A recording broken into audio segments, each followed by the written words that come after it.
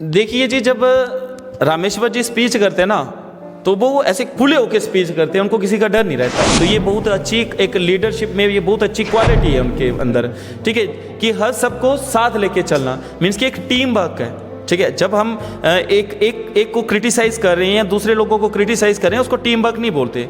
अगर हमें अपने एरियाज को डेवलप करना है तो उसके लिए टीम बनानी पड़ेगी, टीम वर्क, एक साथ यूनाइट होकर चलना पड़ेगा, तभी हमारे काम हो सकते हैं। तो बहुत अच्छी बात कही है आपने। अगर बीजेपी एनसी के साथ यूनाइट होकर काम करती है तो प्रॉपर से काम होगा, हमारे एरियाज डेवलप होंगे, ठीक है, इसमें कोई शक नहीं है। तो अगर अपोजिशन में बैठती है तो फिर कुछ हद तक प्रॉब्लम आ सकती है, क्योंकि थोड़े दिनों के अंदर स्टेटहुड का दर्जा मिलने वाला है। और मैंने वो बात रखी थी सर, सुप्रीम कोर्ट का ऑर्डर है, कोई पॉलिटिकल पार्टी उस ऑर्डर को नहीं मना कर सकती और ना ही कोई पॉलिटिकल पार्टी हमें स्टेटहुड का दर्जा दिला सकती है। न्यूज़पेपर पढ़ते हो तो वहाँ पे आपको ये चीज़ देखने को मिलेगी कि जो हमारे चीफ जस्टिस चंद्रचूड़ जी हैं, उन्होंने, चंद्रचूड़ जी ने एक स्टेटमेंट दिया है कि 10 नवंबर से पहले JNK को स्टेटहुड का दर्जा दिया जाए। तो आप क्या मुझे थोड़े बहुत डिफरेंसेस बता सकते हो डॉक्टर रामेश्वर जी में और सतीश शर्मा के बीच में? तो बहुत बहुत स्वागत है आपका अपने इस YouTube चैनल के ऊपर। दोस्तों, आज हम फिर से हाजिर हैं आपके सामने एक और न्यू वीडियो लेकर। तो आज की वीडियो फिर से हम डॉक्टर रामेश्वर जी के ऊपर ही बनाने वाले हैं, और कारण है इसके पीछे कल की रैली। हम अंशु सर से यही डिस्कशन करने जा रहे हैं कि जैसे डॉक्टर रामेश्वर जी ने कल एक महारैली जो है वो संबोधित की है बनी एरिया में, और वहाँ पे लोगों को आश्वासन दिया, लोगों को उम्मीद दी, लोगों के अंदर एक उम्मीद की किरण जगाई है कि जो मौका आप लोगों ने मुझे दिया है, मैं इस मौके के ऊपर अच्छे से उतरने की कोशिश करूँगा, और आपकी जो आकांक्षाएँ हैं, आपकी जो उम्मीदें हैं मुझसे, वो मैं निश्चित ही पूरी करने की कोशिश करूँगा। तो मैं अंशु सर से पूछना चाहूँगा कि सर, आपको भी लगता है कि डॉक्टर रामेश्वर जी से बाकी लीडर्स को भी सीखने की ज़रूरत है? क्या आपका मानना है, बताइए। देखिए कुलदीप जी, पहले तो मैं बहुत बहुत शुक्रिया अदा करता हूँ अपनी ऑडियंस का, जो हमें इतना प्यार देते हैं, ठीक है, हमारी वीडियो देखते हैं, कमेंट करते हैं, लाइक करते हैं, ठीक है। तो उनका बहुत बहुत शुक्रिया है, क्योंकि उन्हीं की सपोर्ट से हमें हर रोज़ मोटिवेशन मिलती है नई वीडियो बनाने की। और कुछ कमेंट में ये भी बोला जाता है कि आप रामेश्वर जी के ऊपर ही क्यों वीडियो बनाते हो, तो उसके पीछे का कारण आज मैं आपको बताना चाहता हूँ। देखिए, ये जो रामेश्वर जी के ऊपर हम वीडियो बनाते हैं, डॉक्टर साहब के ऊपर, उसके पीछे का एक बहुत ही बड़ा कारण है, और वो कारण है कि उस बंदे के अंदर वो कैपेबिलिटी दिखती है जो एक लीडर के अंदर होनी चाहिए। क्योंकि उनका जो प्री इलेक्शन एटीट्यूड था, मुझे पोस्ट इलेक्शन एटीट्यूड तक सिमिलर लग रहा है, उसमें कोई चेंज नहीं है। वो लोगों के बीच जा रहे हैं, उनका शुक्रिया अदा कर रहे हैं, वो ये भी बोलते हैं कि जिन्होंने वोट दिया वो भी ठीक, जिन्होंने नहीं दिया वो भी ठीक, हम सब की डेवलपमेंट करवाएंगे, हम ये बात नहीं रखेंगे कि इसने हमें वोट नहीं दिया हुआ है। वो बहुत ही अच्छे उनके पॉइंट्स मेरे को लगे। उन्होंने बात करी यूनिटी इन डाइवर्सिटी की, मीन्स कि इतनी ज़्यादा डाइवर्सिटी होने के बाद वो सब एकजुट हैं, एक साथ खड़े हैं और सभी को एक साथ लेके चल रहे हैं। क्या हिंदू है, क्या मुस्लिम है, क्या सिख हैं, क्या ईसाई हैं, उन सभी को एक साथ लेके चल रहे हैं वो, ठीक है। मीन्स कि उन्होंने कास्टिज्म को ख़त्म करने की बात की है बनी कॉन्स्टिट्यूंसीज के अंदर, और उन्होंने ये भी बोला है कि आज के बाद हमारे एरिया के अंदर रिलीजन, कास्टिज्म के ऊपर कोई बात नहीं होगी, हमारे यहाँ पे बात होगी तो डेवलपमेंट की बात होगी। जो बनी एरिया है बहुत ही पिछड़ा एरिया है, वो आज तक उस एरियाज़ में इतनी ज़्यादा डेवलपमेंट नहीं हुई है, क्योंकि वो एरिया एक हिली एरिया में आता है, हिल्स वहाँ बहुत बड़ी है वहाँ पे, और वहाँ पे डेवलपमेंट करवाना बहुत मुश्किल है, ठीक है। और जिस कारण से वो एरिया पिछड़ा रह रहा है, और वहाँ पे टूरिस्ट पोटेंशियल बहुत ज़्यादा है उस एरिया के अंदर। और एक बनी एक ऐसी तहसील है जो हमारी कठुआ डिस्ट्रिक्ट में आती है, और बनी कनेक्ट करता है भद्रवाह से, डोडा से, ठीक है। मीन्स कि उस एरिया को डेवलप होना ज़रूरी है। अगर वो एरिया डेवलप नहीं होते तो हमारा जो टूरिस्ट सेक्टर है वो वहाँ पे ग्रो नहीं हो सकता। तो रोड्स वगैरह वहाँ पे प्रॉपर होनी चाहिए, जो लोगों की मुश्किलात है जैसे पानी हो गया, बिजली हो गया, स्कूल हो गया, हेल्थ हो गया, वो वहाँ पे होने चाहिए, ठीक है। तो मेरे को लगता है कि वो अवाम तक वो चीज़ें पहुँचाने की कोशिश करेंगे, क्योंकि उन्होंने एक बात बोली है कि मैं अपने वादे जो किए हैं वो मैं भूला नहीं हूँ, ठीक है। उनकी आवाज़ बन के मैं असेंबली में जाऊँगा, ठीक है। और उन्होंने ये भी बताया कि मेरा एनसी के पीछे एनसी के साथ सपोर्ट करने का एक कारण है कि मेरी जो जनता थी बनी कॉन्स्टिट्यूंसी की, वो मुझे ये बोलती थी कि भाई जो रूलिंग पार्टी होगी उसी को सपोर्ट करना, और उन्हीं जनता के फैसले पे उन्होंने एनसी को सपोर्ट करा। और उन्होंने वहाँ पे ये भी बात बोली है कि मैं एनसी पार्टी ज्वाइन नहीं करूँगा, मीन्स कि नहीं करी है, ठीक है। तो वो रियलिटी है कि इंडिपेंडेंट कैंडिडेट जो भी रहता है वो जीतने के बाद 5 साल तक किसी पॉलिटिकल पार्टी को ज्वाइन नहीं कर सकता, क्योंकि इसमें एक एंटी डिफेक्शन लॉ आता है, ठीक है। तो बहुत अच्छे विचार मेरे को उनके लगे हैं। तो सर इसी के साथ बहुत सारे लोगों का एक क्वेश्चन था कि जिन्होंने हमसे ये क्वेश्चन पूछा था कि आप डॉक्टर साहब के ऊपर इतनी सारी वीडियोस बनाते हो, तो डॉक्टर साहब को इस चीज़ के बारे में रियलाइज़ करवा दो कि इलेक्शन से पहले आपने जो पहाड़ी स्टेटस की बात की थी, पहले तो आप उसको दिलाइए, उसके बाद आप बाकी बातें करिए। तो जैसे कि कल की स्पीच में उन्होंने ये बात भी बहुत अच्छे तरीके से बताई कि मैं पहाड़ी स्टेटस जो है वो उसको नहीं भूला हूँ अभी तक, और वो मैं दिलाकर ही छोड़ूंगा, चाहे उसके लिए मुझे जहाँ तक भी जाना पड़े। हाँ, उन्होंने ये तक भी बोला कि मैं पहाड़ी स्टेटस दिलाने के लिए मैं असेंबली में भी बात उठाऊंगा, और असेंबली में अगर उसका मसला हल नहीं हुआ तो मैं सेंटर तक भी जाऊंगा, मैं प्रधानमंत्री के पास तक भी इस बात को लेके जाऊंगा, और चाहे मुझे इसके लिए जिस हद तक जाना पड़े मैं जाके छोड़ूंगा, लेकिन मैं पहाड़ी स्टेटस लोगों को दिला के छोड़ूंगा। तो मतलब कि ये कितनी अच्छी बात बोली उन्होंने, और उन लोगों के लिए भी आई होप ये थोड़ा सा एक आंसर मिल गया होगा जिनके ये क्वेश्चंस थे। इसी के साथ सर मैं आपको नेक्स्ट क्वेश्चन पूछना चाहूँगा अभी। जैसे कि उन्होंने कल एक बहुत बड़ी स्टेटमेंट दी है जिसमें उन्होंने कहा कि थोड़े ही दिनों के बाद हमारे इस बणी में 2 महान लीडर आने वाले हैं, वो कोई और नहीं हमारे जम्मू कश्मीर के अभी रिसेंटली जो सीएम बने हैं उमर अब्दुल्ला जी, और उनके साथ डिप्टी सीएम सुरेंद्र चौधरी जी, दोनों जो हैं वो बनी रीजन में थोड़े ही चंद दिनों के बाद वो यहाँ पे विजिट करने वाले और लोगों के साथ लोगों की मुश्किलात जितनी भी हैं उनको देखने वाले हैं और उनका हल निकालने की वो कोशिश करने वाले हैं। तो ये कितनी बड़ी एक हम बोल सकते हैं अचीवमेंट है बनी की कॉन्स्टिट्यूंसी के लोगों के लिए, कितनी बड़ी बात ये है सर, थोड़ा सा इसके ऊपर भी डालिए। देखिए कुलदीप जी, जैसे इन्होंने बात करी थी कि हमारे जो न्यू सीएम हैं और न्यू ड्यूटी सीएम हैं वो विज़िट करेंगे बनी के अंदर, तो ये पहली बार हो रहा है ऐसा कि कोई ड्यूटी सीएम और सीएम उस कॉन्स्टिट्यूंसीज के अंदर विज़िट करेगा।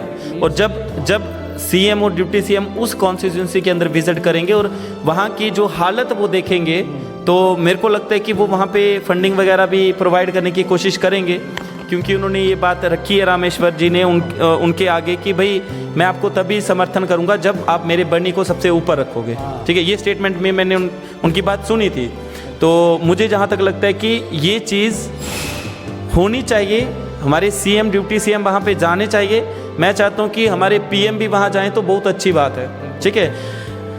और मीन्स कि अगर कोई लीडर वहाँ पे जाता है असेंबली से, जहाँ कोई भी पॉलिटिकल लीडर अगर वहाँ पे विज़िट करता है तो वहाँ के लोगों की मुश्किलात देख के कम से कम उन एरियाज़ की तो जो सहूलतें उन एरियाज़ में होनी चाहिए वो तो प्रोवाइड करने की कोशिश करेगा ही करेगा, ठीक है। क्योंकि अगर उस एरिया के अंदर कोई बीमार पड़ जाता है या कोई बच्चे हैं पढ़ने वाले, तो वहाँ पे ना तो बीमार का प्रॉपर इलाज है और ना ही बच्चों को प्रॉपर एजुकेशन मिल रही है। और रामेश्वर जी ने एक और बात वहाँ पे बोली थी अपनी उस स्पीच के अंदर, उन्होंने बात रखी थी कि अगर कोई चाहे गवर्नमेंट डिपार्टमेंट से या नॉन गवर्नमेंट कोई इंडिविजुअल अगर अपने बनी की डेवलपमेंट के लिए काम करना चाहता है तो वो खुले दिल से कर सकता है, उसके लिए हम उसका सपोर्ट करेंगे, हम उसको रोकेंगे नहीं। और उन्होंने ये और बात करी कि अगर कोई बच्चा या कोई भी बुजुर्ग बेटी कोई भी लीडर बनना चाहती है बनी के अंदर तो हम उसको लीडर बनाएंगे, उसको साथ लेके चलेंगे, उसको आगे खड़ा करेंगे। तो ये बहुत अच्छी एक लीडरशिप में ये बहुत अच्छी क्वालिटी है उनके अंदर,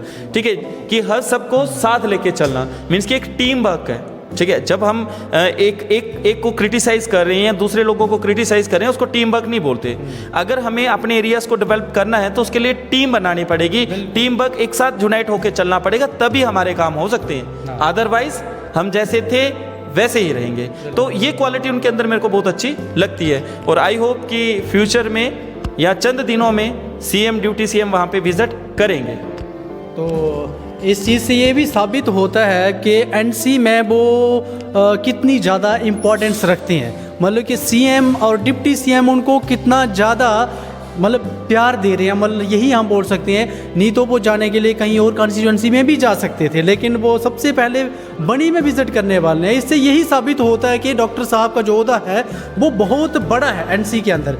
तो जैसे कि कल सर उन्होंने एक बात ये बहुत अच्छी बोली, जो मुझे बहुत ही ज़्यादा अच्छी भी लगी सुनने में। उन्होंने वहाँ के जो अभी एक्स MLA रह चुके हैं जीवन लाल जी, और साथ ही साथ जो उनकी अपोजिशन में कांग्रेस की तरफ से जो इलेक्शन लड़ रही थी कैंडिडेट काजल राजपूत जी, उन्होंने दोनों को भी इनवाइट किया और उनको भी इनवाइट करके बोला कि आप हमारे साथ आइए और हम मिल के बनी की तरक्की करते हैं। तो ये कितनी बड़ी एक अच्छी बात उनमें लगी हमें, यही तो एक लीडरशिप क्वालिटी है। तो आपको नहीं लगता सर कि बीजेपी को भी इस टाइम कम से कम अपने, ज़्यादा नहीं तो अपने जम्मू के लिए एनसी के साथ मिलके काम करना चाहिए और मिलके हमारे जम्मू कश्मीर की इस टाइम डेवलपमेंट करवानी चाहिए? आपको नहीं लगता कि उनको भी उनके साथ थोड़ा जाना चाहिए इस टाइम? देखिए सर, ये तो बहुत अच्छी बात कही है आपने। अगर बीजेपी एनसी के साथ यूनाइट होकर काम करती है तो प्रॉपर से काम होगा, हमारे एरियाज डेवलप होंगे, ठीक है, इसमें कोई शक नहीं है। तो अगर अपोजिशन में बैठती है तो फिर कुछ हद तक प्रॉब्लम आ सकती है, क्योंकि थोड़े दिनों के अंदर स्टेटहुड का दर्जा मिलने वाला है। और मैंने वो बात रखी थी सर, सुप्रीम कोर्ट का ऑर्डर है, कोई पॉलिटिकल पार्टी उस ऑर्डर को नहीं मना कर सकती और ना ही कोई पॉलिटिकल पार्टी हमें स्टेटहुड का दर्जा दिला सकती है। वो सुप्रीम कोर्ट का ऑर्डर था इलेक्शंस करवाने का, और इलेक्शंस के तुरंत बाद हमें स्टेटहुड का दर्जा देने का। वो रिपोर्ट पेश हो गई है और बहुत सारी पॉलिटिकल पार्टीज ने एक जुमला दिया था कि हम दिला रहे हैं आपको स्टेटहुड का दर्जा। तो वो मैंने तब भी बात क्लियर करी थी और बहुत लोगों को इसके ऊपर मेरे को क्रिटिसाइज़ किया था।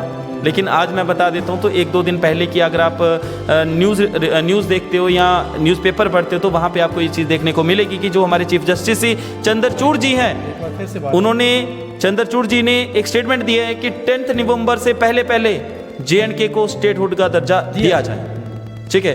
तो अगर एनसी बीजेपी के साथ मिलती है, दोनों साथ मिलके काम करते हैं, तो हमारे स्टेट की तरक्की होगी, यहाँ पे अनएम्प्लॉयमेंट दूर होगी, यहाँ पे गरीबी दूर होगी, यहाँ पे टूरिस्ट पोटेंशियल बढ़ेगा, यहाँ पे इंडस्ट्रियल सेटअप होगा।